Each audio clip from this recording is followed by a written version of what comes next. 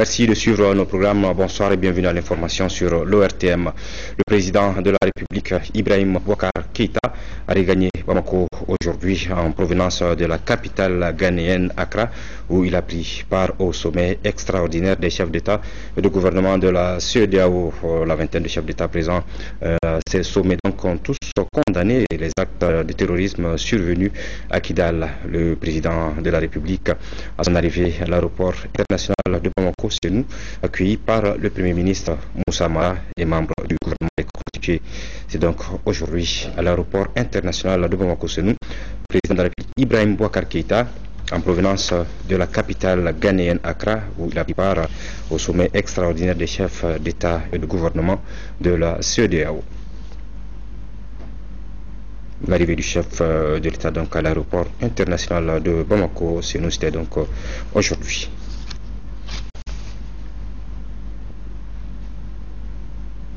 L'endressement avec ce sommet de la CEDEAO, sommet donc extraordinaire des chefs d'État et de gouvernement de la CEDEAO, c'était hier à Accra, au Ghana, un sommet consacré à la situation sécuritaire au nord du Mali et au nord du Nigeria. Pour ce qui concerne notre pays, la vingtaine de chefs d'État et de gouvernement présents ont condamné les actes de terrorisme survenus à Kidal, réaffirmé leur soutien total au président de la République et leur attachement à l'intégrité territoriale du Mali.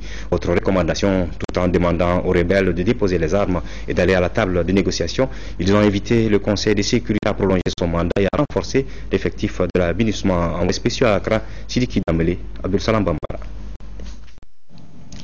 Après les douloureux événements survenus à Kidal du 10 au 21 mai dernier, c'est toute la communauté économique des États de l'Afrique de l'Ouest qui s'est mise au chevet du Mali. Et en venant à Accra pour le sommet extraordinaire dédié en partie à notre pays, le président de la République, Ibrahim Boubacar Keïta, était animé d'une seule volonté, celle de partager la bonne information, la vraie, avec ses compatriotes d'ici et avec ses pairs sur une crise qui n'a trop duré. Pour lui, le défi aujourd'hui est malien d'abord, mais il requiert une réponse collective. D'où l'intérêt de ce sommet extraordinaire par le gouvernement CEDEAO. L'intérêt d'avoir un sommet extraordinaire sur le Mali, c'est que la conférence des chefs d'État peut donner une nouvelle impulsion au processus du dialogue politique. Il me semble que l'accord de Ouagadougou a fixé un cadre, a défini un agenda, a prévu aussi des mesures de contrôle. Les actes que pose Boko Haram tous les jours au Mali, l'on note une évolution positive avec l'accord de cessez-le-feu signé avec les Britanniques, les choix du dialogue avec le président de la République. Mais à une solidarité plus accrue de nos pays toujours. Et je crois que c'est bien l'objet de cette rencontre d'Accra. Et je crois qu'il a été atteint.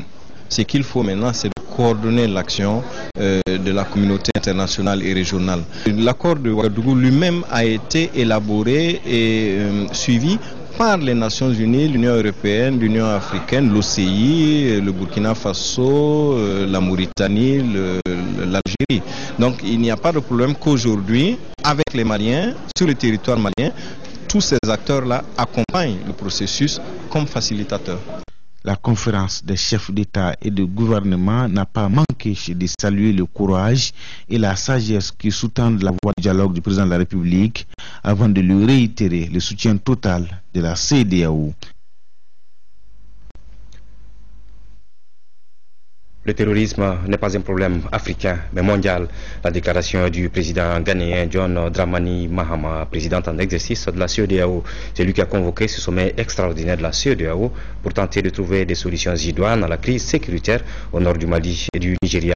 Une belle opportunité saisie par le président de la République pour partager sa vision de la crise malienne, requérir le soutien de ses pairs, car pour lui, il faut une réponse communautaire, voire mondiale, pour venir à bout du terrorisme. Nous retrouvons nos envoyés spéciaux. 7 heures d'horloge. Voilà le temps qu'a duré les huis clos de la session extraordinaire des chefs d'État et de gouvernement de la CEDEAO dans cette salle de 9e pic Ambassador Hôtel d'Accra. Commentaire d'un diplomate, ce sont des dossiers difficiles. Oui, en effet, Ibrahim Boubacar Keïta et ses pairs planchaient sur la situation sécuritaire au nord malien et au nord du Nigeria. Mais in fine, les résultats étaient à la mesure de la détermination des chefs d'État à relever ce double défi sécuritaire. Très satisfait. Vous le verrez à la lecture du communiqué. Des recommandations qui sont sans ambiguïté. La CEDEAO a vigoureusement condamné les actes de terrorisme, d'enlèvement et de prise d'otages, de saisie des bâtiments administratifs et l'assassinat des fonctionnaires sans défense dans l'exercice de leurs fonctions à Kidal. Des crimes qui ne doivent pas rester impunis selon les responsables de la communauté qui réaffirment par ailleurs leur attachement à l'intégrité territoriale du Mali et exigent le retrait des groupes armés des bâtiments et positions d'avant le 17 mai. Les chefs d'État et de gouvernement présents ont également appelé le Conseil de sécurité des Nations Unies à renforcer les mandats et l'effectif de la MINUSMA avant de réitérer l'appel aux groupes armés non étatiques à déposer les armes. Nos attentes ont été comblées. Écoute, solidarité, considération, soutien renouvelé et vigoureusement renouvelé. Et je crois que c'est ce que notre peuple attendait de ce sommet de la CEDEAO.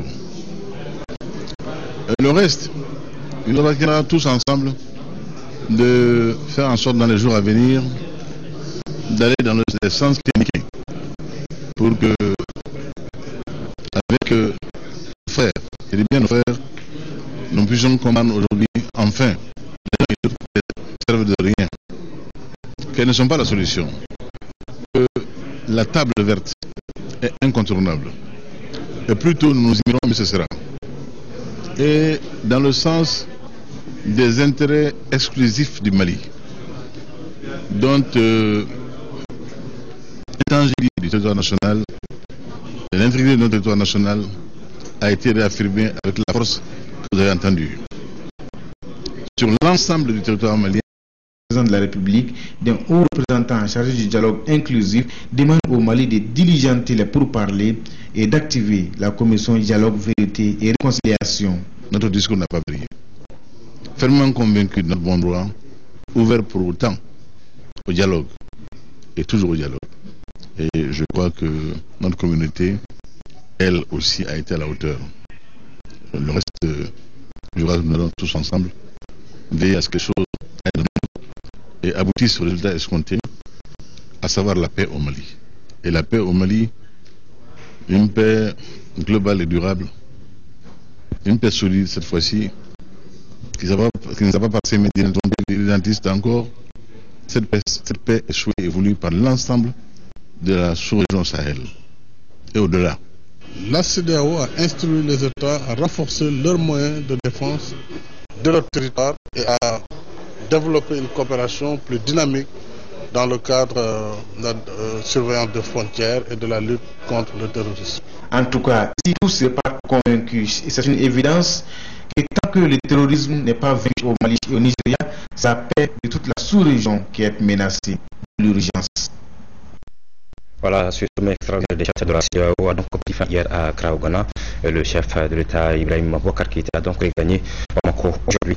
L'organisation d'un cadre de concertation des partis membres de la majorité présidentielle était à l'ordre du siège du collectif. La rencontre qui était passée sous la présidence du Premier ministre. Une centaine de représentants des pays de la majorité présidentielle a se retrouvé autour du Premier ministre, chef de majorité. Les discussions où les participants ont permis d'un pas clair au cadre du contrat. Vous savez, la rencontre du soir est très importante. Le pays pas difficile. Nous avons discuté de cette coalition sur place. Comment nous allons organiser la coalition de la présidentielle. Au-delà, bien sûr, on peut discuter des sujets qui préoccupent l'ensemble des Maliens. La rencontre de ce matin était une très bonne chose. Elle faisait suite à une série de rencontres que tous les partis politiques de la majorité présidentielle ont eues afin de réfléchir en profondeur. Désordre. Par ailleurs, les membres du cadre estiment qu'il existe une véritable symbiose au sein de leur organisation. Qu'il n'y a aucun problème entre le Premier ministre et la majorité qui soutient son action. C'est le Premier ministre qui est le chef de la majorité présidentielle. Nous avons donc décidé ensemble de marcher main dans la main, de conforter son programme, de l'aider, de l'accompagner de communiquer autour de son programme de gouvernement, mais également, bien sûr, de soutenir à travers cela le grand projet du chef de l'État. Tout en espérant une décrispation très prochaine, les membres de la dite plateforme invitent l'ensemble des Maliens à mettre les intérêts du pays au-dessus des préoccupations individuelles. Les membres de l'association Jeunesse pour le Mali ont été reçus ce matin par le Premier ministre. Cette rencontre fait suite à la nomination de Moussa Mara à la tête du gouvernement. Animé par le sens de citoyenneté, les membres de l'AJM, après avoir félicité Moussa Mara, lui ont offert un tableau représentant la mosquée de Djenné. Reportage de Garibou Pérou. Féliciter Moussa Mara et l'aider dans ses missions, c'est ce qui ressort du message des hôtes du jour. Un honneur que l'association Jeunesse pour le Mali réserve à chacun de ses membres une fois promis à un poste de responsabilité. Le PM actuellement est le premier président de l'association Jeunesse pour le Mali. Donc l'objet de notre visite était de venir le féliciter pour l'immense tâche qu'il a été confiée, parce qu'on sait que vraiment il peut relever la tâche qu'il a été confiée, et aussi lui témoigner notre soutien et notre accompagnement pour relever les défis de l'unité et de la reconstruction du nouveau Mali. La Jeunesse pour le Mali a remis au Premier ministre une toile qui représente la mosquée de Djenné. Cette toile symbolise pour les membres de l'association la cohésion, la coopération, la construction, car l'entretien de l'architecture nécessite toujours une participation collective. Le pays est dans une situation difficile.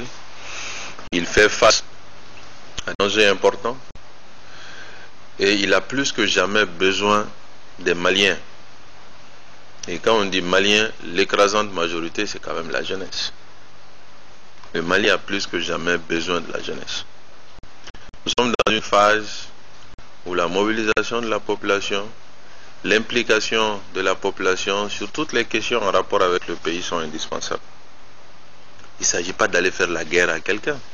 Il ne s'agit pas de sortir insulter quelqu'un. Il s'agit simplement de se mobiliser, de se donner la main pour défendre le Mali. En cette période où le pays est en phase de réconciliation nationale, une telle association qui a pour vocation le sens de la responsabilité peut jouer un rôle déterminant. Très fier, Moussa Mara a promis d'accompagner l'association si elle continue sur la voie indiquée.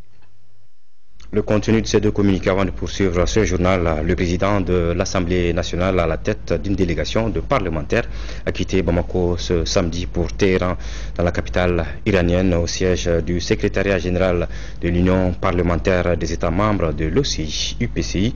L'honorable Issaka Sidibé prendra part à la rencontre d'échange sur les préparatifs du sommet de l'UPCI que notre pays s'apprête à accueillir en 2015.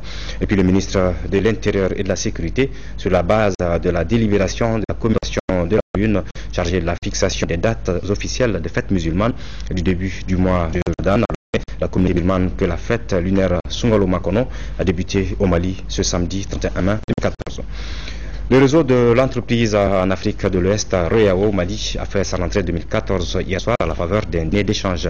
L'activité annuelle vise à débattre des préoccupations du secteur privé, considéré comme le moteur de la croissance économique. Pour la rentrée 2014 du Reao Mali, les petites et moyennes entreprises étaient au cœur des débats.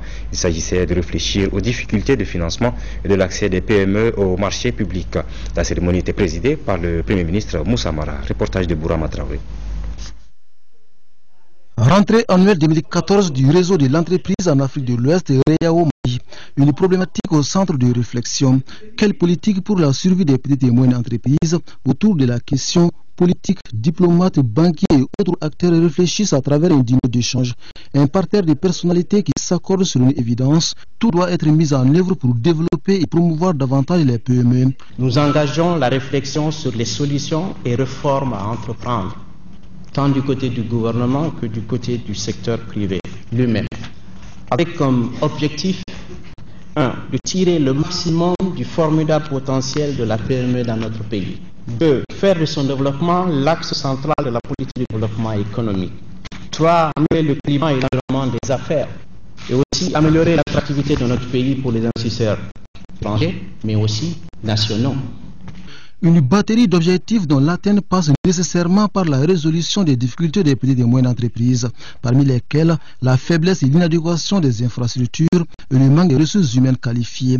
Autre difficulté des PME, la faible capacité institutionnelle et le difficile accès au financement. Le problème de financement, pour moi, ce n'est pas seulement les banques qui peuvent apporter la solution appropriée. Je pense qu'il faut que les structures de microfinance puissent jouer un rôle en matière de financement de l'économie, en matière de financement des PME et des PMI. Et c'est tout le sens des restructurations que nous sommes en train de mener pour que ce secteur-là soit rétabli et puisse être davantage connecté avec les banques afin que chacun à son niveau, à l'échelle qui lui correspond, puisse agir dans le financement de l'économie, dans le financement des petites et moyennes entreprises. Je pense que c'est un dispositif important que nous devons davantage affiner et auquel il faut qu'on ajoute l'aspect garantie. Pour apporter des réponses idoines à ces préoccupations, le dialogue entre l'État et le secteur privé doit être poursuivi et renforcé. Condition indispensable selon le Premier ministre pour atteindre les 7% de croissance annuelle d'une part, d'autre part pour asseoir les bases d'un véritable arsenal de développement des petites et moyennes entreprises. Les autorités et le secteur privé, nous travaillons ensemble à définir des normes, des règles, des modes de classement et d'intervention et qu'on harmonise nos compréhensions respectives afin de nous comprendre dans nos acceptions et afin de nous comprendre dans la mise en œuvre des politiques. Ce qui met l'accent sur la nécessité de renforcer le cadre partenarial. Je pense que ce cadre partenarial nécessite sans doute d'être plus dynamisé, plus dynamique, plus fonctionnel. Le Premier ministre Mara de rappeler l'engagement de l'État à appuyer le secteur privé dans sa quête de financement. Le chef du gouvernement s'est dit convaincu d'une chose, le secteur privé contribue de façon significative à la création d'emplois et à la stabilité sociale, d'où la nécessité de l'accompagner pour renforcer davantage le tissu économique du pays. Du Wall Street Journal à la Voice of America ou du Guardian à la BBC, la voix du Mali aura résonné ces 2 derniers jours aux États-Unis. C'est là à la faveur de la tournée d'information entreprise par le ministre de l'économie numérique, de l'information et de la communication. Mahamadou Kamara aura ainsi édifié l'opinion nord-américaine sur la situation au Mali, tout en rencontrant des membres de la société civile américaine et des associations maliennes sur place. Une tournée qui prend d'ailleurs fin ce samedi et sur laquelle revient notre correspondant permanent à Washington, Salif Sanogo. En 48 heures chrono, pas moins d'une douzaine d'interviews accordées à des radios, télé et journaux américains et internationaux. En 48 heures chrono, pas moins d'une demi-douzaine de rencontres avec des représentants de la société civile américaine et des associations de Maliens entre New York et Washington. Telle est la prouesse réalisée par le ministre de l'économie, de l'information et de la communication aux États-Unis. Armé d'une détermination sans faille, Mahamadou Kamara est venu donner la bonne information sur la situation au Mali. Le Mali, qui est résolument engagé en faveur de la paix, un processus de paix qui passera par un dialogue inclusif. Des discussions dont les portes ne seront cependant pas ouvertes aux groupes djihadistes coupables de crimes imprescriptibles contre l'humanité. En 48 heures chrono, la voix du Mali s'est fait entendre aux États-Unis. Les médias locaux auront eu des informations de première main, ainsi que les Maliens de la diaspora. Un exercice d'information qui aura été fortement apprécié ici et dont la pérennisation a été souhaitée pour éviter que désormais la rumeur ne puisse prendre le pas sur l'information et l'information juste. Dans nos éditions de demain, Salif Sanogo fera le bilan de cette tournée d'information du ministre. Le ministre du Développement rural, accompagné d'une forte délégation de son cabinet, a visité ce matin la ferme Clédou. Cette visite est organisée par le groupe Vision pour la Renaissance du Mali. La visite a permis au ministre et à sa délégation de voir les réalisations de la ferme et de faire des propositions pour faire du secteur un créateur d'emplois. Mohamed Ould Mamouni. La ferme Clédou est située à Tcheman, dans la commune rurale de Baguineda, à environ 40 km de Bamako. Elle est bâtie sur 300 hectares. La ferme est spécialisée dans la sylviculture, l'agriculture et l'élevage. Elle a une spécificité. C'est une ferme agro-silvo-pastorale. La spécificité de la ferme, c'est surtout la production d'autruches. Nous avons une forêt également qui est bâtie sur 140 hectares, dont la prédominance est de l'eucalyptus. Nous faisons des arbres fruitiers comme la mangue, la papaye et le jujubier. La visite visite proprement pensée par la miellerie. Ensuite, la délégation s'est rendue sur le site des ovins, des bovins, des tortues. Dernière étape du périple, le site qui abrite les stars de la ferme. Il s'agit des autruches. Là, 3000 têtes sont entretenues par des spécialistes coréens. En amenant le ministre du Développement rural à la ferme Clédou, le groupe Vision pour la Renaissance du Mali voulait aux visiteurs les potentialités dont dispose la ferme. Le ministre ne peut pas seulement regarder, mais il a un certain nombre de regards qu'il peut avoir sur le comportement ou les desiderata ou le programme de groupe. Et il a estimé que c'était bien, mais il a estimé qu'il fallait davantage aller de l'avant et rendre le groupe plus visible. Cette visite de plus de 3 heures d'horloge a permis au ministre Treta de voir les acquis en matière d'agriculture. Il s'est dit satisfait. Ce que j'ai vu est très encourageant. Un homme d'affaires qui décide d'investir dans le secteur du développement rural. Bien sûr, l'intérêt premier était de développer le tourisme, mais au fond, on débouche progressivement promotion de l'élevage, de l'exploitation forestière, essentiellement pas forcément adapté au projet là. Selon les responsables de l'arme, très bientôt on verra de la viande d'autruche et de tortue, car l'un des objectifs des responsables est de faire de la ferme un site attractif et touristique.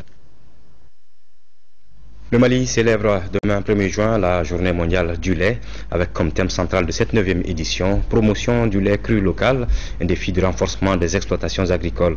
La consommation moyenne annuelle de lait par habitant dans notre pays est estimée à 12 litres, loin des 62 litres recommandés par la FAO, suivant le message du ministre du Développement rural à l'occasion de la célébration de cette journée, propos recueillis par Nounou Sissoko. Le lait est considéré comme l'aliment naturel le plus complet. Il est très utile pour l'alimentation et la nutrition animale et humaine car il contient tous les éléments de base nécessaires à la croissance des enfants et des jeunes. Notre pays est reconnu comme un grand pays d'élevage qui constitue la principale source de subsistance pour plus de 30% de la population. Mais d'autre part, la consommation annuelle moyenne de lait par habitant dans notre pays reste faible et même très faible. Elle est estimée à environ 12 litres par personne et par an. La norme préconisée par la FAO étant de 62 litres.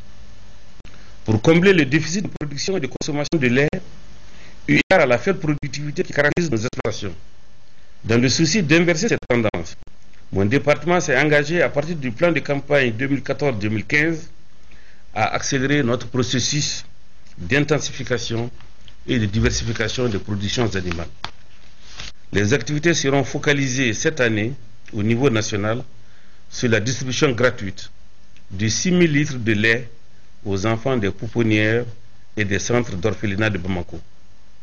Ce choix, symbole de notre solidarité avec les couches sociales sensibles, a été opéré pour marquer l'importance du lait dans l'alimentation et la croissance des enfants et des jeunes qui sont les premières victimes de l'insécurité alimentaire et nutritionnelle. Bientôt du nouveau sur le réseau routier malien. En effet, le ministre de l'Équipement, des Transports et du Désenclavement a procédé hier à Koumantou au lancement des travaux de l'aménagement d'une aire de repos pour les routiers sur la route Bamako-Bougouni-Sikasso pour mieux sécuriser les conducteurs routiers contre les accidents au cours du déplacement. Envoyé spécial d'Aouda Sidiki Diara, Brahima Koulibaly. L'aménagement d'une aire de repos à Koumantou sur le corridor Bamako-Bougouni-Sikasso est une première au Mali. Ce projet complexe dans toutes ses composantes répond à une logique car les longs trajets sont très éprouvants pour les conducteurs routiers. Nous sommes dans un couloir de transit qui relie le Mali à nos pays voisins et puis qui nous permet d'être reliés aussi jusqu'au port au Ghana. Les chauffeurs qui viennent, très souvent, ils sont fatigués et avec l'esprit de fatigue, ils peuvent causer des accidents.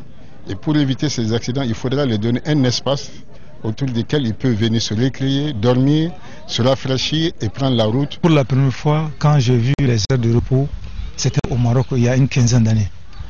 Je disais que quand est-ce que nous allons avoir de pareilles aires au Mali? Et voilà, c'est arrivé aujourd'hui. Grâce à la ténacité et grâce à la compétence de nos hautes autorités. C'est un projet très important et opportun aujourd'hui sur lequel nous assistons.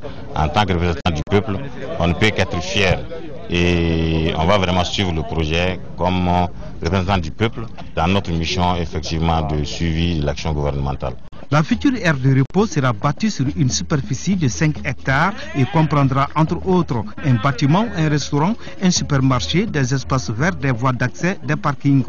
Le tout pour un montant de près de 8 millions de francs CFA. D'ores et déjà, d'aucuns se demanderont comment se fera la gestion de cette aire de repos dont les travaux sont prévus pour 8 mois. Tout ce système va engendrer un entretien parce qu'il faut que ce soit un lieu de haute hygiène parce qu'il y aura toutes sortes de passagers.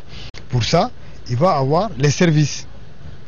Les services vont être payants. Donc ce sont ces revenus-là qui vont être confiés à un gestionnaire. Une aussi de lutter contre la pauvreté car ce projet est une source de création d'emplois au niveau des populations locales. Pour lutter toujours contre l'insécurité routière, le ministre a symboliquement remis des casques à la mairie de Koumantou. La 6e revue annuelle du schéma directeur de la statistique a été ponctuée par la session politique. Au cours de cette activité, les participants ont fait plusieurs propositions en vue de rendre plus performant le système statistique national. Reportage de Al-Jumatina. Cette session politique de la revue annuelle du schéma directeur de la statistique est suite à celle technique tenue les 26 et 27 mai 2014, des pays au cours desquels producteurs et utilisateurs des données statistiques ont produit des informations et formulé des recommandations sur les activités du système statistique national. Autant d'aspects soumis à l'appréciation des décideurs politiques et des partenaires techniques et financiers lors de cette session politique.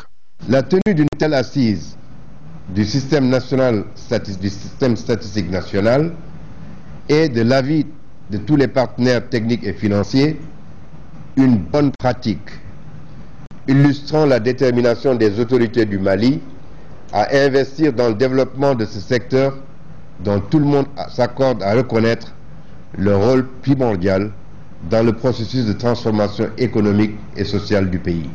À travers cette session, l'occasion est ainsi opportune pour faire des propositions d'amélioration afin de rendre le système statistique national plus performant, plus fiable et mieux adapté aux besoins du pays et des utilisateurs des données statistiques. La revue du schéma directeur de la statistique constitue un événement d'une importance capitale sur le triple plan de la participation, de l'enjeu technique, de l'enjeu politique et partenarial. Au cours des travaux, plusieurs autres points ont été évoqués, parmi lesquels la présentation des conclusions et recommandations de la session technique, l'intervention sur la qualité de la revue, et sur les engagements à accompagner la mise en œuvre du schéma directeur de la statistique 2015-2019. Lancement ce matin au CICB des activités relatives à la journée mondiale de lutte contre le tabac, présidée par le directeur de cabinet de la primature. Le thème de cette journée de lutte contre le tabac est intitulé « Augmenter la taxe sur le tabac pour décourager les fumeurs ». Compte rendu de Mohamed Doumbia. Le tabac tue chaque année 6 millions de personnes, dont 600 000 sont des non-fumeurs, avec des dommages économiques se chiffrant à plus de 500 milliards de dollars, selon le rapport de l'Organisation mondiale de la santé daté de 2013. Parmi les maladies chroniques causées par le tabac, 90% des cas sont causés par le cancer du poumon, 70% des cas de bronchite chronique et 25% de cas de cardiopathie, source de crise cardiaque.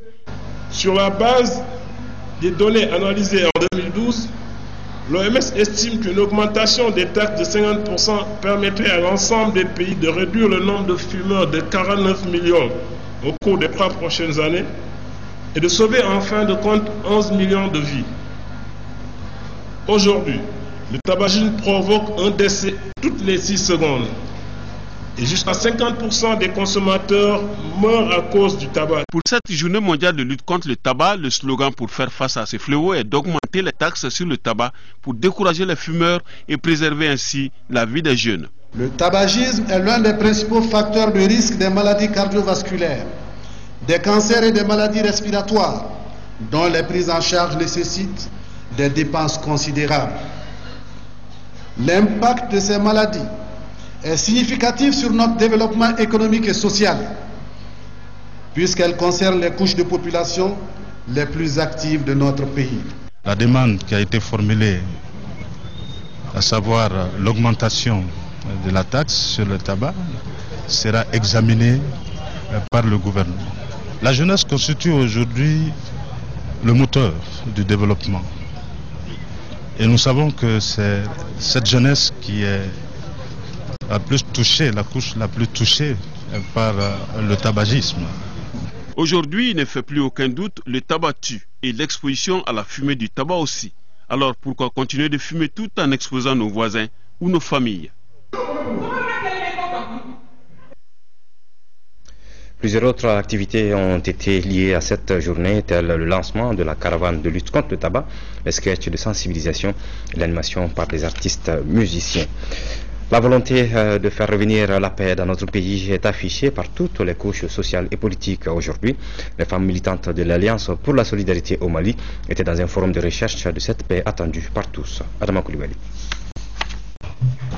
Les femmes militantes de l'Alliance pour la solidarité au Mali, ASMA, sont dans un forum d'échange de sortie de crise de notre pays. Le thème du forum porte sur le rôle des femmes dans le processus de paix, de réconciliation et de prévention des conflits. À la cérémonie d'ouverture, le président de l'organisation politique Soumaïlou Bouboy Maïga a déclaré que la grandeur du Mali est dans la cohésion entre les fils du pays, sans distinction d'ethnie ou de région. Le président de l'ASMA demande aux femmes militantes de formuler des recommandations de solidarité et d'amour pour la paix et pour toujours. Et depuis très longtemps, nous avions estimé qu'on devait leur donner un peu plus de parole, leur créer plus d'espace pour voir quel est le rôle qu'elles peuvent jouer dans les enjeux qui s'ouvrent pour notre pays. Parce qu'en cas de crise, en cas de conflit, elles sont souvent les premières victimes. Elles sont aussi celles qui sont là quand tout le monde est parti. Et donc elles incarnent quelque part le socle de stabilité et de cohésion de notre société. Au-delà des contingences partisanes, des appartenances partisanes, le forum pourra aboutir à des recommandations qui vont être utiles dans le cadre des dialogues, des échanges qui sont ouverts. Les femmes militantes de l'ASMA invitées sont venues de partout de l'intérieur du pays. Les députés, les responsables politiques et les associations ont participé aujourd'hui à une marche de soutien à Kati. Les détails avec Abdul Karim Kaba. La marche a pris le départ devant la mairie de Kati et elle a pris fin à la préfecture. Dans la déclaration du parcours, le RPM section de Kati et les partis alliés ont condamné sans réserve l'agression et l'assassinat de nos frères, enfants et époux. Ils ont aussi déploré les meurtres et qu'en un élan de solidarité, nous conjuguons nos efforts pour désavouer ces actes odieux et barbares commis à Kidal. Le RPM section de Kati et les partis alliés expriment ainsi leur soutien au président de la République, Ibrahim Boubacar Keïta, son gouvernement et la vaillante armée. Dans leur réponse, le sous-préfet et le maire de Kati ont salué l'initiative de la coalition présidentielle et déploré les pertes en vie humaine des fonctionnaires civils et militaires tués alors qu'ils accomplissaient leur mission pour le développement de la mère patrie. Le député du cercle et les forces vives de Kati ont pris part à cette marche.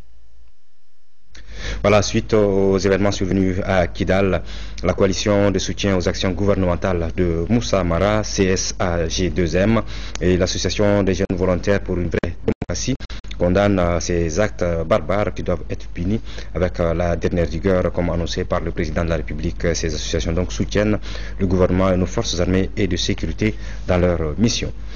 Journée de salubrité dans le district de Bamako dans le cadre de l'assainissement mensuel des quartiers du district. La mairie de la commune 1 qui a servi de cadre lancement a procédé aujourd'hui au curage des caniveaux. Cette initiative de la mairie de la commune vise à faciliter ainsi le coulement des eaux de pluie et à prévenir les inondations pendant l'hivernage. Compte rendu de Lamine Keïta. Cette opération qui doit durer un mois concerne tous les quartiers de la commune 1. Elle s'effectue en prélude à la saison de pluie en prévision des inondations. Elle est couplée à la journée de salubrité mensuelle des quartiers du district de Bamako, initiée par l'État depuis 4 ans. C'est une opération de curage qui a été initiée et financée entièrement par les autorités communales de la commune 1. C'est une opération qui vient en prélude de l'hivernage en prévision des inondations. Ici, nous sommes sur un caniveau avec un diamètre, une section un peu considérable. Et c'est un caniveau qui draine beaucoup d'eau de pluie. Et toutes les eaux qui descendent des hauteurs du quartier de Razel, depuis à ce niveau jusque-là, et toutes les eaux passent par là. Ça concerne pratiquement tous les quartiers de la commune. Vous le savez que la mairie compte à ses propres moyens et essaie de curer toutes les grandes artères de la commune, des caniveaux jusqu'au collecteur. Pour la réussite de l'opération, la mairie de la commune 1 a bénéficié de l'appui technique de la direction régionale de l'assainissement. Le responsable de l'autorité de régulation des télécommunications était face à la presse hier après-midi. Il s'agissait pour lui d'expliquer aux journalistes les sanctions prises contre l'opérateur de téléphonie mobile Orange Mali pour avoir mis sur le marché son produit Douba sans autorisation. Les explications avec Sorana Kamisoko. L'utilisation de la bande GSM pour offrir des services autres que le mobile n'est pas autorisée au Mali. C'est du moins ce que stipulent les textes en vigueur que l'autorité de régulation des télécommunications TIC et Poste remet sur la table. Cette disposition a été violée par Orange Mali, selon le directeur de la MRTP qui apporte des éclairages. Lorsque nous avons remarqué en mai 2013 des affiches publicitaires en ville, la publicité d'un produit qui ne nous a pas été soumis, nous avons dépêché une équipe pour aller acheter ce produit. Nous avons mis une équipe dans les véhicules qui a circulé sur une longue distance jusqu'à Sikasso pour faire des appels. Parce que dans la publicité, c'était dit que c'est du fixe. On s'est rendu compte que c'est un téléphone mobile en réalité. Nous avons alors demandé à Orange de nous envoyer ces équipements. Les premières expériences ont indiqué que c'est effectivement un appareil mobile. Mais ils disent que c'est du fixe dans la publicité. Nous avons donc instruit à Orange de descendre les affiches publicitaires et d'arrêter immédiatement la commercialisation de ce produit en attendant les autorisations appropriées du régulateur. Pour le conférencier, Orange Mali a délibérément violé la réglementation nationale. Conséquence, l'autorité de régulation des télécommunications TIC et Poste décide donc de sanctionner l'opérateur de téléphonie. Considérant que le rapport annuel de Orange Mali indique un chiffre d'affaires de 228 milliards 561 millions 499 690 francs, la MRTP disposant d'éléments suffisants pour apprécier la gravité des manquements et prononcer une sanction, au bénéfice donc de ce qui précède, décide, article 1er, une sanction pécuniaire d'un montant de 6 milliards 856 millions 844 990 francs CFA est appliquée à l'opérateur Orange Mali pour manquement aux dispositions législatives et réglementaires afférentes à son activité, y compris les décisions du régulateur. La sanction pécuniaire sera recouvrée comme créance de l'État et versée au trésor public, a conclu le conférencier. L'Union des associations des artistes, producteurs et éditeurs du Mali, UAPREM, a mobilisé sa troupe ce samedi au Café des Arts. C'était pour véhiculer l'information sur les nouvelles dispositions relatives aux droits d'auteur. Les artistes en ont profité pour échanger sur les grands problèmes de la profession. Reportage de Mamoudou Sidibé. Les artistes du Mali, toutes corporations confondues, se sont retrouvés au Café des Arts ce samedi à la convocation de leur bureau, l'Union des associations des artistes, producteurs et éditeurs du Mali, UAPREM. À l'ordre du jour, les droits d'auteur et la nouvelle loi y afférent. On nous a accordé d'abord que l'État va nous payer nos droits. Donc, comme vous le savez maintenant, nous sommes dans le 3e millénaire. Dans les téléphones, il y a tellement de musique partout. Et donc, on demande à Malitel, Orange, les radios privées, l'ORTM de payer les artistes à chaque fin d'année. Pour une des rares fois, tous les artistes décident de faire front commun contre la piraterie. Un phénomène qui constitue un obstacle à la profession. C'est une bonne chose parce que ça fait longtemps que les artistes nous souffrons. Nous ne savons même pas où vont nos droits. Bon, actuellement que l'UNAPREM et le droit d'auteur s'associent pour lutter afin que les artistes aient leurs droits, que tu sois chanteuse, danseur, chorégraphe, peintre, plasticien. C'est une bonne chose. L'art, c'est un métier. C'est pas il faut chanter aujourd'hui, aller dormir, en même temps tu ne penses pas à ton avenir. Quand tu fais l'album, il faut que tu penses que c'est ton travail. Donc il faut que les artistes revendiquent leurs droits. 4 millions de francs CFA, c'est la valeur des prix remis aux élèves et encadreurs du Britannique militaire de Kati. L'activité s'inscrit dans le cadre du couronnement du marathon militaire 2013-2014. La cérémonie était présidée par le chef d'état-major adjoint des armées, compte rendu de Maimouna Doumbia. En tout, 44 prix et 50 diplômes sont décernés aux encadreurs et aux élèves militaires du Britannique militaire de Kati. Ces prix sont composés d'une mobilette, d'un vélo. À cela s'ajoutent des ordinateurs, des jeux informatiques et ordinateurs PC. J'exprime toute ma fierté et toutes mes félicitations à l'endroit des élèves qui seront dans quelques instants primés. Cependant, chers lauréats, vous avez devant vous un obstacle certes difficile, mais pas impossible à franchir. C'est celui de rester dans la crème. Des diplômes ont été remis aux membres honoraires de l'amicale des enseignants de l'armée des 2 cycles qui se sont fait remarquer par leur travail au cours de l'année scolaire 2013-2014. Un diplôme d'honneur est décerné à tout élève ayant obtenu une moyenne annuelle supérieure ou égale à 14 et n'ayant pas raté la moyenne dans aucune discipline. Célébrer l'excellence pour nous, c'est promouvoir les meilleurs des élèves et partant créer une saine émulation afin que le Britannique militaire de Kati demeure une référence pour l'éducation et un creuset d'apprentissage pour les cadres maliens et africains. Cette journée d'excellence est organisée chaque année, mais avec les événements des 2 dernières années, il y a eu interruption. Sport hippisme, le comité provisoire pour la gestion de l'hippisme a pris fonction. Ce comité aura la lourde tâche de gérer les activités de l'hippisme pendant 1 an. Il doit préparer dans ce délai une assemblée extraordinaire élective. Pour plus de précisions, écoutons Adama Kone, président du comité, au micro de Isaac Tchenou.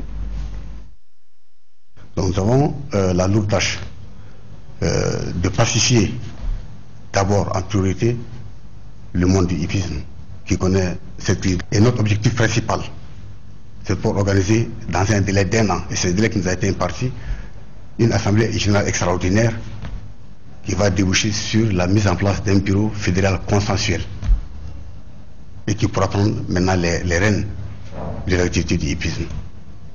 Mais pour arriver à cet objectif, nous avons un passage obligé, c'est de pacifier le terrain. Donc, parallèlement à cette pacification du milieu, nous allons mettre en place un comité de réflexion chargé du toilettage des textes. Il faudra qu'on les mette à niveau pour aplanir certains problèmes. Et cette commission de réflexion qui aura aussi la charge, sous la tutelle même du bureau provisoire de gestion du hippisme, de préparer, d'organiser, de préparer, de convoquer l'Assemblée générale extraordinaire afin de mettre en place un bureau consensuel. Nous avons entrepris d'organiser des courses de décrassage, parce que le cheval, il a vraiment besoin de ça pour vivre. Et c'est son activité principale. Et nous avons visité des écuries au niveau du champ hippique, nous avons vu l'état un peu du champ hippique. Il y a des travaux primaires qu'il faut entreprendre pour mettre la piste en état, pour parler au plus pressé, afin que les chevaux puissent courir. Du football à présent, match international amical. La Croatie a battu cet après-midi le Mali par le score de 2-1. Il s'agit là de la 2e défaite des Aigles en amical après celle concédée face à la Guinée dimanche dernier. Les Croates, eux, se préparent pour la Coupe du Monde dont ils joueront le match d'ouverture contre le Brésil dans 11 jours. Khalifa Namatraoré. En route pour le Brésil et la Coupe du Monde 2014, la Croatie effectue son dernier essai en Europe face au Mali. Un match d'une grande importance pour les damiers puisqu'il s'agit d'affronter une sélection africaine avant le grand rendez-vous mondial, les Croates ayant comme adversaire du groupe A les Lions indomptables du Cameroun. Niko Kovac, le sélectionneur des Balkans, a aligné presque son équipe type, à l'exception de Luka Modric, alors que du côté des Aigles, Harry Kasperjak n'a pas eu pour ce stage l'effectif souhaité. Devant un public complètement acquis à leur cause, les Croates prennent le meilleur sur des Aigles bien combatifs. Ivan Perisic marque à la 15e minute suite à une belle ouverture de Ivan Rakitic. Il double le score à la 64e minute à la conclusion d'un corner. Les Aigles du Mali n'abdiquent pas avec beaucoup de volonté, surtout avec les quelques changements effectués sur l'unique corner de la partie. La tête du nouvel entrant, Khalifa Traoré, est repoussée par l'arrière-garde Kourat. Un autre entrant, Cheikh Fantamadi Diarra, réduit le score. Bonne réaction des Aigles qui peuvent déjà aller en vacances avec en tête les éliminatoires de la Coupe d'Afrique des Nations 2015 en septembre, octobre, novembre prochain. Quant à la Croatie, elle livre le 6 juin son dernier match de préparation contre l'Australie avant de jouer la rencontre inaugurale de la Coupe du Monde le 12 juin face au Brésil. Voilà, c'est tout pour ce journal. Merci de l'avoir suivi. Retrouvez l'information demain à 13h sur l'ORTM avec Kadia Toukoni. Merci. Bonsoir.